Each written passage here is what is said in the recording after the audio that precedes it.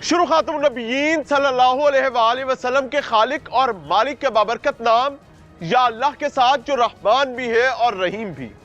अस्सलाम वालेकुम नाज़रीन, मुझे मियां इमरान अरशद कहते हैं और आप देख रहे हैं प्रोग्राम पाकिस्तान पूछता है। इस वक्त वतन अजीज में जो रविश सबसे ज्यादा शिद्दत के साथ चल रही है वो किसी भी तरह किसी भी कीमत पर अपने इस मुकद्दस वतन को छोड़कर एक रोशन मुस्तकबिल की खातिर किसी परदेश में जा बसने की रविश है।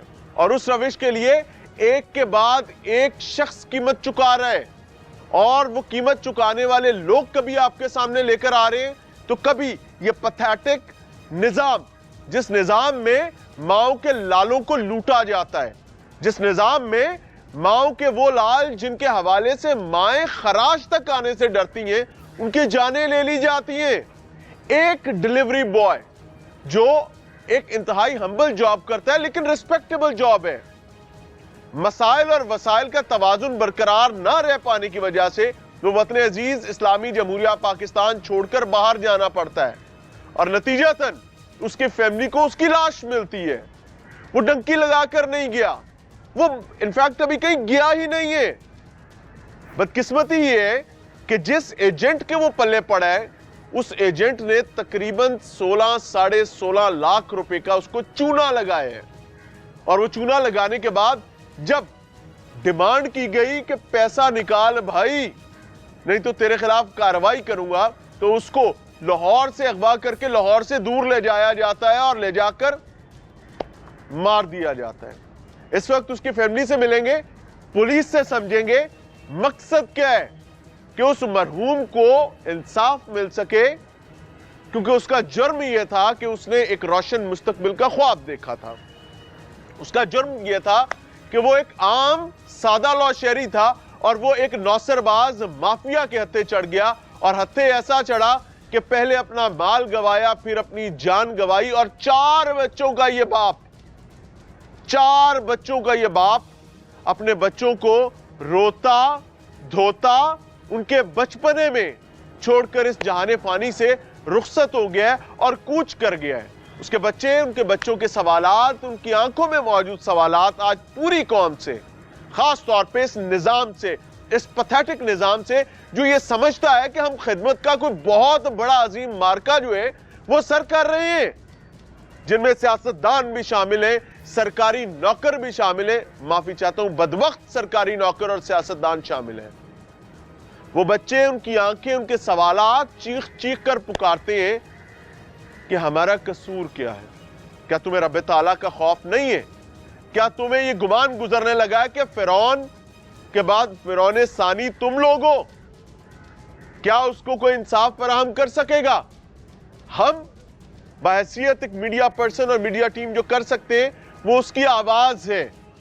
वो इन अंधी आंखों, गूंगी जुबानों और बहरे कानों के सामने रखने की कोशिश कर रहे हैं ताकि रोजे महशर हम ये बता सकें कि रब्बा सच्चा, हमने अपनी जिम्मेदारी अदा की थी, लेकिन इतने नकम्मे, इतने नालायक कि अल-अमान अल-हफीज। समझते हैं इनकी कहानी इन्हीं की जुबानी।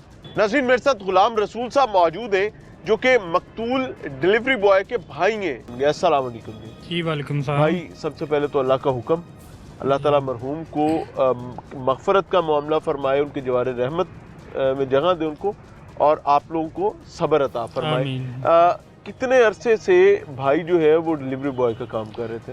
ये भाई बाइकिया चला रहा था यहाँ पे लाहौर में। ओके। तो मतलब ये कोई 3 साल 2.5 साल से ये काम कर रहा था। ठीक है। और साहिवाल से फैमिली है? जी, साहिवाल से। परदेश काट रहा था और बाइकिया चलाकर मोटरसाइकिल पर अपना गुजर बसर करता था। क्या हुआ, कैसे मारा गया और ये लोग कौन थे? सर फर्स्ट तो हमें ये नहीं था पता कि मतलब वो गुलाम हुसैन को क्या हुआ है, गुलाम हुसैन किधर चला गया है, हमें कुछ इल्म नहीं था। 22 तारीख को उसके ना मोबाइल ऑफ हो जाते हैं। ठीक है। सुबह वो यहाँ से 21 तारीख को निकलता है मून मार्केट से, काम की गरज से, काम के लिए निकलता है। तो 22 तारीख को ना उसके मोबाइल ऑफ हो जाते हैं, किसी के कांटेक्ट में नहीं, किसी के राब्ते में नहीं। मैं उसको कॉल करता हूँ रात को तकरीबन कोई 10 बजे। आप बड़े भाई हैं? मैं बड़ा भाई हूँ, गुलाम रसूल मेरा नाम है। ठीक है। तो नंबर ऑफ जा रहा है। मैं दूसरा नंबर ट्राई करता हूँ, वो भी ऑफ जा रहा है। अब उसके पास एक नंबर और था, अच्छा, वो भी मैं ट्राई करता हूँ, वो भी ऑफ जा रहा है। नेट पे ट्राई करता हूँ, नेट भी ऑफ जा रहा है। मैसेंजर ट्राई किया फेसबुक पे, वो बिल्कुल बंद जा रहा है, कहीं राब्ता नहीं, कहीं रब्ता नहीं हुआ। फैमिली परेशान है। अब मैंने कहा भी अब रात हो गई है, तो मैंने दोस्तों को, एक दो रिश्तेदारों को भी कॉल की, तो उन्होंने कहा जी हमारे पास नहीं। मैंने कहा पता करके बताओ, लाहौर में, ठीक है, पता करके बताएं कि आपके पास आया हो या किसी और के पास हो। तो नहीं, वो रात 12 बजे तक हमें पता नहीं चला। अब तलाश शुरू हुआ। सुबह जब उठे हैं ना, तो फिर हमने एक तलाश शुरू कर दी। अच्छा, प्रॉपर तीसरे दिन हमने तलाश शुरू कर दी। हमने तकरीबन उसके जितने भी लाहौर में दोस्त थे, जो हमारे रिश्तेदार थे या जानने वाले थे, सबसे मालूम किया। इस दौरान हमें 2 दिन और गुजर जाते हैं, हमें अभी कुछ तक पुलिस को नहीं आपने बताया? कुछ पता नहीं चलता। कभी पहले ऐसा हुआ था कि गुलाम हुसैन अचानक से गायब हो जाए, 2-2, 3-3 दिन वो नहीं मिल रहा, आपसे राब्ता नहीं हो रहा? ऐसा कभी भी नहीं हुआ कि उसका राब्ता ना हो। वो चला जाता था, लेकिन ये कि वो राब्ते में होता था। चला जाता था से मुराद नाराज मतलब कि अब वो नहीं, नाराज हो के वो कभी नहीं गया था घर से, काम के लिए निकल गया। चला गया। कभी कहीं पे लेट हो गया तो दोस्त के पास रुक गया, कॉल कर दीजिए आज मैं इस जगह पे हूँ। मुसाफिर है, मोटरसाइकिल पर उसने काम करना है, एक इलाके में गया, वहीं पे रुक गया, रात पड़ गई, ठंड है, ठीक है, बिल्कुल। अगले दिन या कुछ ऐसा होता था कि वो गांव चला गया बताए बगैर। दूसरे दिन कॉल करनी, किधर हो, मैं घर आ गया हूँ, गाँव आ गया हूँ। तो इस तरह से मतलब 1-2 दिन नॉर्मली गुजर जाते थे। तो इस बार ये होता कि वो राब्ता ही ख़त्म हो गया, किसी के साथ कोई राब्ता नहीं, कुछ पता नहीं। तो हम आते हैं इकबाल टाउन पुलिस स्टेशन आते हैं, यहाँ पे आके ना ठीक है, मिसिंग पर्सन की दरख्वास्त देते हैं, FIR करवाते हैं गुमशुदगी की, कि गुलाम हुसैन नहीं मिल रहा। तो पुलिस में हम FIR करवा के तो चले जाते हैं। वे कहते हैं, यहाँ से हमें कहा जाता है कि जी हम आपको बुलाते हैं, जैसे हमें कोई इन्फॉर्मेशन मिलती है ना, कुछ राग मिलता है, हम आपको इन्फॉर्म करते हैं। तस्वीर दे दी, उसका अता पता दे दिया, तस्वीर दे दी, मोबाइल नंबर दे दिए। मैं वापस चला जाता हूँ। अगले दिन ना मुझे पुलिस स्टेशन से कॉल आती है, मुर्तज़ा असलम साहब जो इन्वेस्टिगेशन ऑफिसर हैं उनकी, कि बेटा किधर हो। मैंने कहा जी मैं इधर काम पे हूँ। कहते हैं आप पुलिस स्टेशन आए। मैं पुलिस स्टेशन आता हूँ तो कहते हैं जी आप हो गुलाम रसूल। मैंने कहा जी मैं गुलाम रसूल हूँ। गुलाम हुसैन क्या लगता है आपका? मैंने कहा मेरा भाई है, छोटा है, बड़ा है, छोटा है, बैठ जाओ। बैठ जाता हूँ। मुझे कहते हैं बेटा बात ज़रा तहम्मुल से सुनना कि बात यह है कि तुम्हारे भाई का कत्ल हो गया है, उसकी डेड बॉडी मिली है चकवाल के किसी वीराने इलाके से, जंगलात से। चकवाल से। तो मैं कि परेशान हो जाता हूँ, शौक हो जाता है कि चकवाल में उसकी डेड बॉडी, वो कैसे चकवाल चला गया? उसका कोई लेना देना नहीं, चकवाल में कोई लेना देना नहीं, कोई अजीज़दारी नहीं है, कोई यहाँ तक कि कोई ऐसा मतलब उसका कोई दोस्त भी नहीं जिसको मैं जानता हूँ, कोई क्लास फेलो नहीं है जिसको मैं जानता हूँ कि वो क्लास उधर चकवाल में हो। तो चकवाल वो कैसे चला गया? तो ये हमें उसकी ना ID कार्ड की फ़ोटोकॉपी जो उनसी इनके पास आई होती है वहाँ से, वो हमें दिखाते हैं। जेब से निकली है वो, जो किसी ने उसकी पिक्चर बना के तो वो सेंड की थी, वो दिखाते हैं। कहते हैं ये देखो। मैंने कहा ये तो उसी की है। तो तस्वीर दिखाते हैं बॉडी की ना, बैक की, पीछे कमर की। तो वो जो जीन्स और शूज़ थे वो भी उसी के थे, शर्ट भी वही थी। तो मैंने कहा ये चीज़ें तो वही हैं। कहते बेटा ये बंदा 22 तारीख का ना वहाँ पे डेड हो गया। अच्छा, 22 तारीख का ना ये डेड हो गया, वहाँ पे डेड बॉडी मिली है वहाँ से। हमें वहाँ की मुतल्लिका पुलिस ने इतला दी है, चकवाल से। अब इनको कैसे पता चलता है ये मुझे कन्फर्म नहीं है, मुझे ये बताते हैं। ज़ाहिर पुलिस का एक इंटरनल सिस्टम होता है जी, जिसमें गुमशुदगी और कोई लाश मिले वो सारा कुछ डालते रहते हैं।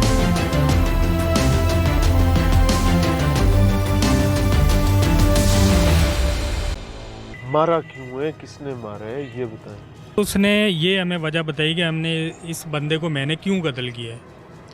वो कहता है जी कोई वीज़ों का मामला है, गुलाम हुसैन मुझसे वीज़े लिए हैं, गुलाम हुसैन ने कुछ पैसे मुझे दिए हैं, कोई 2,80,000 मुझे दिया हुआ है, तो बाकी कोई 14 लाख इसने बकाया मुझे देना था। 16 लाख में डील हुई, 16,80,000 में कोई डील हुई थी इनकी। अच्छा जी। तो ये पुलिस के मुताबिक कितने वीज़ों की डील हुई थी? वो कोई जो मुल्ज़िम है वो कभी 4 कहता है, कभी 5 कहता है, कभी 1 कहता है। गुलाम हुसैन और उसके दोस्तों के वीज़े थे? उसके दोस्तों के वीज़े। ठीक है। गुलाम हुसैन पेमेंट भी कर चुका है? गुलाम हुसैन पेमेंट जो कर चुका है वो 2,80,000 है। बाकी उसने ठीक है। ये मुल्ज़िम कहता है जी मैं उससे पेमेंट का मुतालबा करता हूँ, वो मुझे कहता है कि मुझे वेरिफिकेशन दो, मुझे वेरिफिकेशन दो, ये वीज़े ओरिजिनल हैं। कहता है जी मेरे पास, ये मुल्ज़िम का कहना है कि मेरे पास कोई उसकी तस्दीक वेरिफिकेशन नहीं है क्योंकि मेरे वीज़े तो ओरिजिनल हैं ही नहीं। अब मेरा प्लान बन जाता है कि मैं इस बंदे को किसी तरह ना खामोश करवाऊँ। वो बंदा गुलाम हुसैन को यहाँ लाहौर आता है, लाहौर आके गुलाम हुसैन को कहता है कि आओ मैं वेरिफिकेशन करवाता हूँ आपको। जब वो लाहौर आता है ना तो मेरा एक छोटा कज़न है, खालाजाद भाई, अच्छा जी, शहजाद, वो मिलने आया होता है गुलाम हुसैन से। शहजाद मून साहब मार्केट। शहजाद साहब ये मेरे साथ यही है? यही है। ठीक हो गया जी। ये मिलने आया होता है तो वो बंदा, ये जब आता है ना मिलने तो वो बंदा भी उसके साथ होता है। तो ये पूछता है भाई ये बंदा कौन है? वो कहता है जी मेहमान आया है तो काम है, इससे काम के लिए आया हुआ है।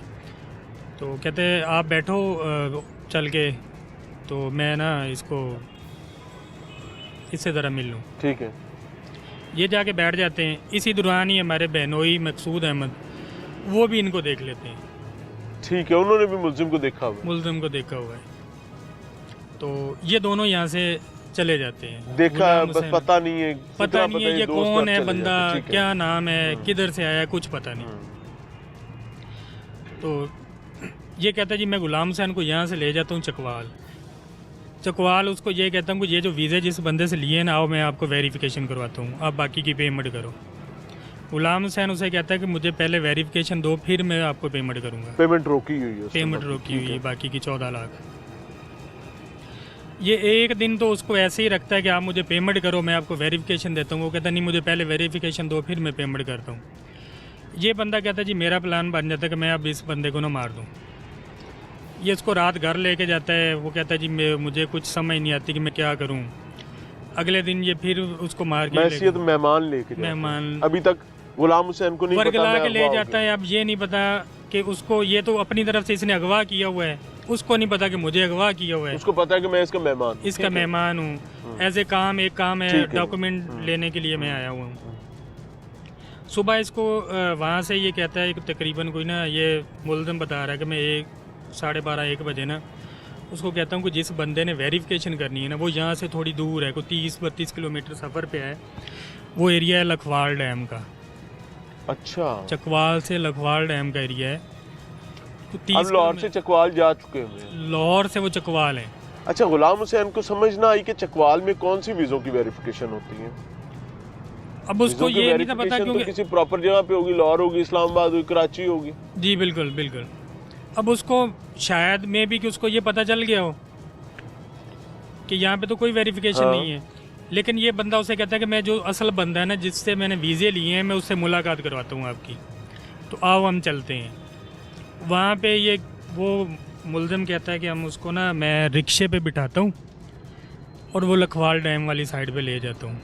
लखवाल डैम से पहले कोई गांव आता है, उस गांव में जाके रुकता हूँ, तो उसे दूर से कोई घर दिखा देता हूँ ऐसे कि ये घर है उस बंदे का, लेकिन वो बंदा घर पे नहीं है, वो आगे बाहर है, किसी डेरे पे बैठा हुआ है। तो हमें ना यहाँ से पैदल जाना पड़ेगा, अगर हम बाई रोड आते हैं ना तो वो बहुत दूर पड़ेगा। कहता मैं उसे लेकर ना वो जंगल के बीच में से पैदल चलना शुरू कर देते हैं। और उसको कोई समझ नहीं, उसको कुछ पता नहीं, वो सिर्फ यही समझ रहा है कि उस बंदे को मिलना है। अब रास्ते में जाते हुए ना कि जंगल में से उसके ना, ये पैंट पहनी थी उसने जीन्स, उसको कांटे चुभ जाते हैं। कांटे वो बैठ कर ना वो उतारना शुरू कर देता है। ये जो मुल्ज़िम है ना, ये 24 घंटे गुजर गए इस मौके की तलाश में कि इसको मैं कैसे मारूं। इसको मौका मिल जाता है वहाँ पे। इसने हाथ में कोई शॉपर पकड़ा होता है, उसमें कपड़े होते हैं, कपड़ों में इसने पिस्टल लुकाया, छुपा के रखा होता है।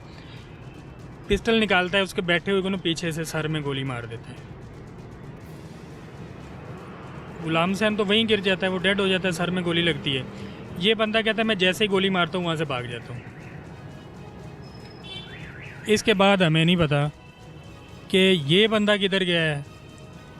गुलाम हुसैन की डेड बॉडी को किसने देखा है, कब देखा है, कितनी बार देखा है, हमें कुछ पता नहीं। तकलीफ से हटी सूरत हाल के पेश नजर जब टीम पाकिस्तान पूछता है ने अपने नुमाइंदों को मुतासिरा फैमिली की दिलजोई के लिए साहिवाल भेजा तो वहाँ पूरे खानदान को आहू और सिसकियों में पाया।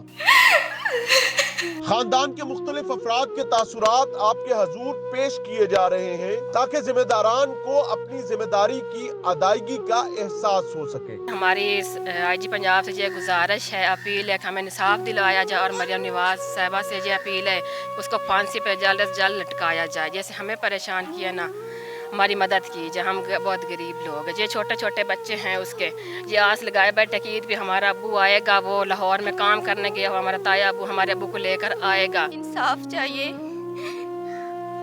मेरे हस्बैंड को नाहक कत्ल कर दिया गया।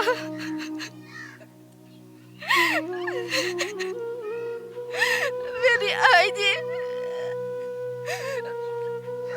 और मरियम नवाज शरीफ से अपील है कि मुझे इंसाफ चाहिए। मेरे छोटे छोटे बच्चे दिन रात मुझसे पूछते हैं मेरे पापा कब आएंगे, हमारे पापा कब आएंगे। वो ये आस लगाए बैठे कि ईद में उनके पापा उनके कपड़े लेके आएंगे। मुझे इंसाफ चाहिए उस आदमी को जिसने मेरे हस्बैंड को कत्ल किया, उसको सरेआम कत्ल कर दिया जाए। नाज़रीन, प्रोग्राम में एक बार फिर से खुशामदीद। वतन अजीज इस्लामी जमहूरिया पाकिस्तान के मारूजी हालात की बुनियाद पर पाकिस्तान में बसने वाले मुहिब वतन पाकिस्तानी इस वक्त एक दोराहे पर खड़े हैं। हमने प्रोग्राम के पिछले हिस्से में भी उसी दोराहे के नतीजे में पैदा होने वाली सूरत हाल का तज़किरा किया, जिसमें एक शख्स जो यहाँ वतन अजीज में लाहौर जैसे शहर पर मोटरसाइकिल चलाकर अपना रोजगार कमाता था, अपने 4 बच्चों को, अपनी अहलिया को पालता था और रोशन मुस्तकबिल के ख्वाब भी देखता था। अब उसको कुछ ऐसा लगने लगा था कि शायद अगर उसने अपने मुस्तकबिल को ताबनाक बनाना है, मजीद रोशन करना है और अपने बच्चों के कल के हवाले से तहफ्फुज का काम करना है, तो अब उसको बैरून मुल्क जाना पड़ेगा। दैट वाज द पॉइंट जब वो एक माफिया के हत्थे चढ़ता है और फिर उसके बाद उसके घर उसकी चारपाई जाती है और इस कंडीशन में जाती है कि उसकी शनाख्त भी नहीं की जा पा रही थी। मेरे साथ मौजूद है मुर्तजा असलम साहब, इंचार्ज इन्वेस्टिगेशन है इलामा इकबाल टाउन लाहौर। अस्सलाम वालेकुम। वालेकुम अस्सलाम। मिजाज अच्छे हैं आपकी से? जी अल्लाह पाक। सर, जब क्योस की सूरत हाल होती है, मसाइल बढ़ जाते हैं, तो ऑब्वियसली उसका इम्पैक्ट पुलिसिंग पर बहुत शदीद आता है। जराइम भी उसी तरीके से होशरुबा अंदाज में इजाफे की तरफ बढ़ते हैं और मुख्तलिफ नई नई नौइयत के जराइम आते हैं। अब ये एक शख्स बाहर जाने का ख्वाब देखता है और मारा जाता है। क्या जुर्म किया था इसने? बिस्मिल्लाहिर्रहमानिर्रहीम। बेसिकली जो ये मकतूल गुलाम हुसैन था, इसने तो कोई जुर्म नहीं था किया। ठीक है। बेहतर मुस्तकबिल के लिए कोशिश और तगदो करना कभी भी जुर्म नहीं रहा। हाँ, ये ज़रूर है कि इस कोशिश और तगदो का जो नतीजा है वो उसके लिए बेचारे के लिए अच्छा नहीं निकला।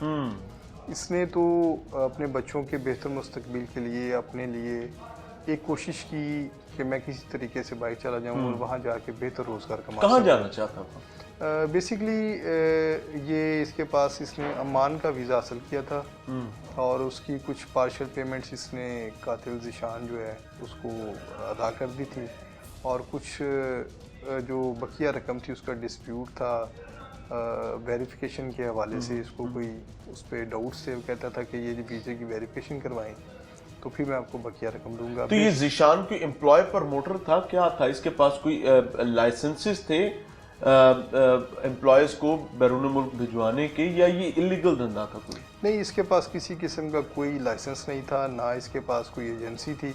ये बिल्कुल एक फ्री लांसर और एक फ्रॉडिया टाइप आदमी था जो सादा जो लोग हैं उनको घेर घार के इसी तरह जहाँ से मछली फंसा कर आगे पहुंचा। जी, आगे उससे पैसे लिए और उसको एक समझ लें कि कोई एडिटेड टाइप जो है वो वीज़ा टाइप उसके हवाले किया। Edited visa? जी, जाली डॉक्यूमेंट्स। जाली डॉक्यूमेंट्स जिनकी वेरिफिकेशन करवाने पे पीछे से कोई रिकॉर्ड नहीं मिलता था और इस तरह के हवाले करके तो ये लोगों को सादा लोगों को लूट लेता था। पहले भी इसका कोई ऐसा ट्रैक रिकॉर्ड है? जी, इसका कोई इस तरह की कोई पढ़ी लिखी FIR तो नहीं थी, लेकिन दौरान इंटेरोगेशन इसने बताया कि मैंने काफ़ी ज़्यादा लोगों को इसी तरह से वीज़े दिए होंगे और वो इसी तरीके से रोते मरते रहे। और बिल्कुल इसी तरह से ये जिसको वीज़ा देता है उसको बस वो इसका एक स्क्रीनशॉट भेजता है या किसी को ये उसकी व्हाट्सएप कर देता है या उसकी फ़ोटोकॉपी देता है और कहता है कि ये वीज़ा आपको मिल गया है और अब आप इस पे फ्लाई कर सकते हैं और मेरी जो पेमेंट है वो मुझे दे दें। कोई लेंदा मरे को देंदा मरे। जी बिल्कुल। और फिर इसी तरह से लोग इसके पीछे होते हैं कि लो जी हमारा बंदा नहीं पहुंच सका या कोई मामला ख़राब हो गया या मामला इस तरह से हो गए हैं, फिर इसके पीछे भागते फिरते। ज़ीशान ने अगर इतने सारे फ्रॉड किए हुए थे तो माजी में भी इसने किसी को कत्ल किया या ये गुलाम हुसैन ही पहला शख्स था जिसकी जान ली है? नहीं, इससे पहले इसने कोई कत्ल वगैरह तो नहीं किया। ये गुलाम हुसैन ही है जिसको इसने कत्ल किया है। गुलाम हुसैन से फिर ऐसा क्या गुनाह सरजद हो गया था कि उसका मामला कत्ल तक आ गया?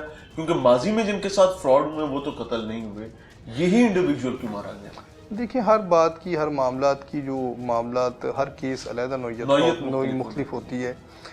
इसमें इसके मौक़िफ़ ये था कि मैंने एक तो इससे जो वीज़ा दिया था उसके बकाया जात इससे लेने थे, प्लस इसने मुझे अपने दोस्तों और कुछ जानने वालों के नाम पे भी इसने मुझे कहा था वीज़े लेके दें। मैंने वो वीज़े भी मंगवाए और बाद में ये लेने से इनकारी हो गया कि पहले वीज़ा लिया है वो वेरीफाई होगा, बंदा फ्लाई करेगा। बाद वाले भी जाली थे? जी, वो बाद वाले भी जाली ही वीज़े होंगे क्योंकि उनकी दौरान इंटेरोगेशन हमने जब इससे कहा कि कोई वीज़े हमें बताओ, इस एजेंसी से मंगवाते हो, कौन बंदा तुम्हारा वहाँ पे जो है वो प्रमोटर है या कोई इस तरह की, तो इस तरह का कोई सबूत इसके पास कोई नहीं था। तो वो कहता है कि जी मेरे वो वीज़े भी मुझे कैंसिल करवाने पड़े, उनकी कैंसिलेशन की मुझे फ़ीस पड़ी, तो इस बात का मुझे इस पे दुख और रंज था जिसका मैंने इससे बदला लिया। तो ये कैसे अनअर्थ हुआ कि इस कंप्लेंट आपके पास आई? आपने उस पर क्या काम किया? ये 21 अक्टूबर को इसको लाहौर से लेके जाता है ज़ीशान, मकतूल गुलाम हुसैन को, और जब वो लेके जाता है तो ये इसका बहनोई जो है और इसका एक कज़न ये इधर मून मार्केट में रहते थे और ये भी चूँकि इधर लाहौर में बाइकिया वगैरह चलाता था तो रात अक्सर उनके पास आके बतौर दोस्त उसको देख रखा? नहीं, इन्होंने इसको बतौर दोस्त भी नहीं था। ये कहते हैं कि जी जब ये इसके साथ जा रहा था तो वो चूँकि वो बाइकिया चलाता था तो हमें आम तौर पे हमारे जहन में यही कॉन्सेप्ट था कि ये हो सकता है इसका कोई कस्टमर हो, इसकी सवारी हो या इसका कुछ जानने वाला है, तो हमने इस पर इतना ध्यान नहीं दिया। तो वो इसके साथ चला गया और फिर 22 को वो उस दिन रात को वापस नहीं आया और ये उसकी रूटीन थी कि कभी वो इधर रह जाता था और कभी ये उसके पास एक और जगह पे रहने की रहाइश थी, वहाँ चला जाता था। लेकिन 22 तारीख को फिर वो 22:10 को कहता है कि जी उसका मोबाइल ऑफ हो गया और फिर उसकी इन्होंने तलाश शुरू की और फिर तलाश करते करते 3-4 दिन तक जब उसका ना फ़ोन पर रब्ता हो सका और ना ही वो किसी दीगर अजीज़ों कारब के पास पहुंचा और ना ही वापस साहिवाल अपने घर पहुंचा, तो फिर 27 तारीख को उसका भाई जो है गुलाम रसूल है उसने आके इधर थाना इकबाल टाउन में उसके अगवा की एप्लीकेशन दी और इसमें उसने बताया कि कोई नामालूम फ़र्द जो है वो मेरे भाई को अगवा करके ले गया, तो उस पर फिर FIR का इंदराज हुआ। अभी तक पुलिस को कुछ नहीं पता कौन ले गया, फ़ोन ऑफ जा रहे हैं, FIR दर्ज हो चुकी हुई है और कोई ऐसी टिप भी नहीं है जिसको फॉलो किया जा सके।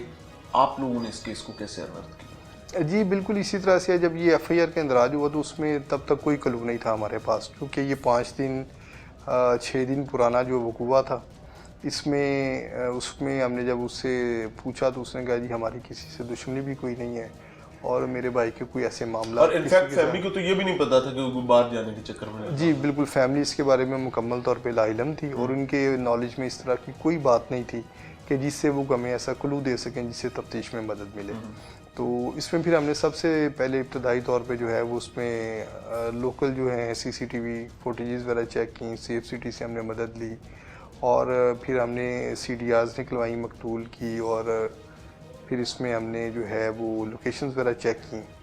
तो एक दिन जो है 27 तारीख को हमने इस पर वर्कआउट किया और फिर वेरी नेक्स्ट डे 28 तारीख को हमें सदर चकवाल से कॉल मौसूल हुई जिसमें सदर चकवाल वालों ने बताया कि उन्हें एक अननोन यहाँ पे एक बॉडी मिली है जो को 5-6 दिन पुरानी है और जिसकी जेब में ये मकतूल गुलाम हुसैन का जो है ये ID कार्ड की कॉपी मौजूद है और इसमें एक गुलाम रसूल की भी ID कार्ड की कॉपी मौजूद है और फिर उसका मोबाइल नंबर था उसके भाई का।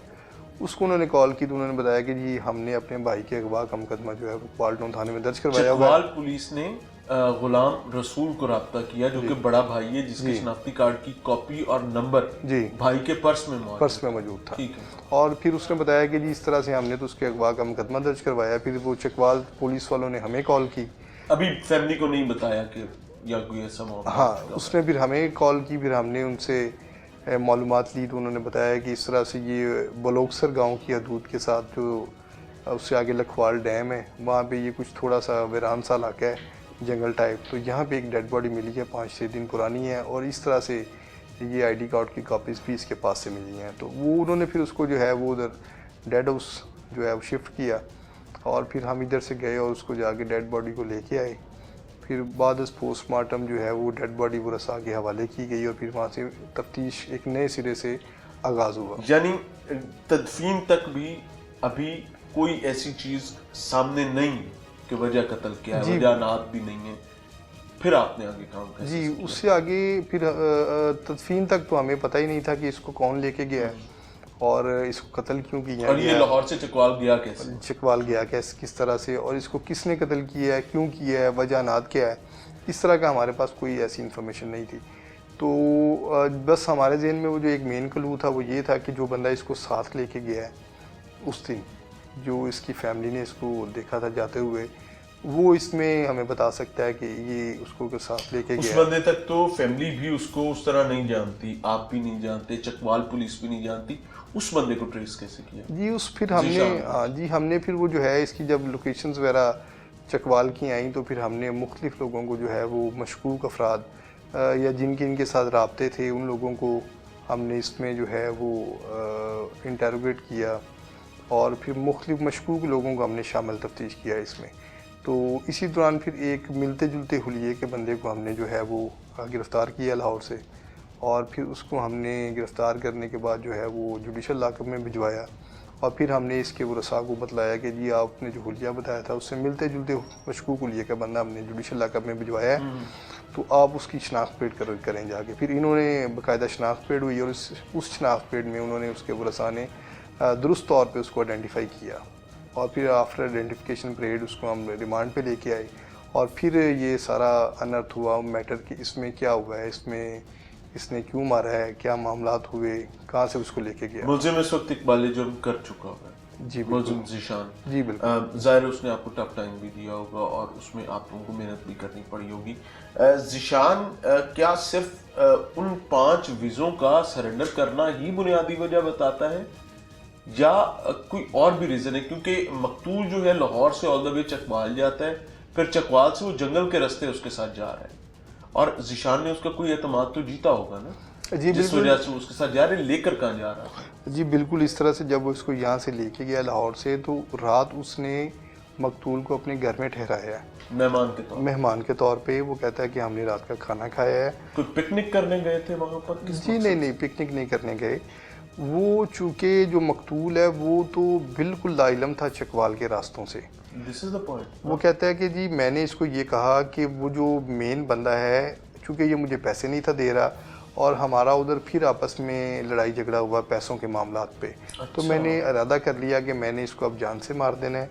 तो कहता है मैंने इसको सुबह ये चक्कर दिया कि मैं तुम्हें उस बंदे से मिलवाता हूँ जो मेन एजेंट है और जिसके पास वीज़े हैं। तो उसको बिठा के कहता है फिर मैं रिक्शे पे लेके गया वहाँ पे बलोकसर गांव तक। वहाँ पे हम रिक्शे पे गए हैं, फिर वहाँ से आगे पैदल गांव क्रॉस करके आगे फिर जंगल के एरिया है। उसको ये बताया कि मैं तुम्हें वहाँ लेकर जा रहा हूँ। जी ये वहाँ पे उसको उस बंदे से अकल पर जब पर्दा पड़े अल्लाह बना अता फरमाए, उसको ये मिलवाने के लिए लेके जा रहा था। और वो कहता है जैसे ही हम वो तकरीबन वो दरमियान में पहुँचे उस सुनसान जगह के जंगल टाइप एरिया में, तो वहाँ पे कहता है ये झुक के बैठ गया और इसने अपना वो जो ना कपड़े वगैरह साफ़ करने के लिए बैठा, पैंट को झाड़ने के लिए जंगल से गुजर रहे हैं। हाँ, तो कहता है जी मैंने उसी दौरान जो मेरे पास एक शापर था उसके अंदर मैंने पिस्टल रखा हुआ था, तो वहाँ पे कहता है जी मैंने इसको बैठे हुए पीछे से इसके सर में गोली मारी है और फिर वहीं पे इसकी डेड बॉडी छोड़ के ये वापस आ गया। इन्ना लिल्लाहि व इन्ना इलैहि राजिऊन। अल्लाह ताला आपसे इज्जत का मामला करे। नाज़रीन, 4 बच्चों का बाप है, मेहनत कश आदमी है और कोई बिलियनर नहीं है, ना ही कोई मिलियनर है। अपने सुबह शाम मेहनत करके अगले दिन का रिज़्क़ कमाता होता था। खुदा के लिए मेरी दस्त बस्ता दरख्वास्त है कि इन चीज़ों को आपके हजूर पेश करने का एक मकसद होता है कि इससे हमने सबक सीखना है। ये सिर्फ कहानियाँ, सिर्फ वाक़यात नहीं है। अगर यहाँ पर एक पुलिस ऑफिसर अपना यूनिफॉर्म पहनकर पूरी जिम्मेदारी के साथ बैठा, पूरा इंसिडेंट, पूरी हैपनिंग और उसके प्रॉस एंड कॉन्स बता रहा है, और हम लोग यहाँ बैठकर आपके लिए इसको रिकॉर्ड कर रहे हैं, तो बराए करम इस चीज़ को समझने की कोशिश करें कि हम ये चाहते हैं कि माएँ अपने जवान जनाजे ना उठाएं, बच्चे अपने जवान वालिदैन ना खोएं। हमें किसी न किसी तरीके होश के साथ काम लेने की ज़रूरत है। I don't believe in victim blaming, लेकिन एट द सेम टाइम कुछ ना कुछ गलत हो रहा था, और वो सबसे बड़ा गलत यही हो रहा था कि जब आप एजेंट्स के हथे चढ़ेंगे और आप बाकायदा एम्बेसीज की बजाय एजेंट्स के जरिए, और उन एजेंट्स के जरिए जिनका अपना ट्रैक रिकॉर्ड नहीं है, ये वीज़ा है, ये कोई शकरकंदी की रेडी नहीं है, कल वहां लगी हुई थी, परसों वहां पर लगी हुई है। और उससे भी बड़ी चीज, it is failure of the state institutions, कि हमारे पास माफियाज आम लोगों की तरह सड़कों पर दंदनाते फिर रहे होते हैं, और इन क्राइसिस के नतीजे में ऑब्वियसली पुलिस का काम बढ़ता है। मैंने मुर्तजा असलम साहब से कुछ क्वेश्चंस में रेपिटेशन भी की है, और उसका मकसद ये नहीं था कि खुदा न खास्ता मैं उनकी परफॉर्मेंस पर शक कर रहा हूं। मैं बार बार ये चीज रजिस्टर करवाना चाहता हूं कि आखिर बकरे की मां कब तक खैर मनाएगी। आप जुर्म करते हुए जितनी मर्जी पेचीदगियां पैदा कर लें कि यार मेरे तक नहीं पहुंच सकेंगे, भाई कत्ल नहीं छुपते होते, कत्ल कतई नहीं छुपते होते। ये जाए पनाह है जी, सेबरत पकड़ने की जरूरत है। इनसे भी इजाजत लेंगे और आपसे भी इजाजत लेंगे इस दुआ के साथ कि अल्लाह ताला हर माँ के लाल की हिफाजत करे, हर बच्चे के बाप का साया उसके सर पर सलामत रखे, माँ का साया उसके सर पर सलामत रखे। और हमें बहैसियत पाकिस्तानी, हम बाहर जाकर लिटरली 15-15, 16-16 घंटे काम कर लेते हैं, लेकिन पाकिस्तान में अगर हमें 8वें से 9वां घंटा काम करना पड़े तो हमारे मिजाज बदल जाते हैं। और 8 घंटे भी मैं हल्फन ये कह सकता हूँ कि बड़े से बड़ा और छोटे से छोटा सरकारी या प्राइवेट मुलाजिम जो है, क्या गारंटी से ये कह सकता है कि वो 8 घंटे ईमानदारी के साथ काम करता है? खुदा की कसम नहीं करते हैं, बाहर जाके हम करते हैं। तो बराए करम यहाँ कर लें ताकि हमें यहाँ गालियां ना निकालनी पड़े और बाहर के ख्वाब ना देखने पड़े। याद चाहेंगे। सलाम।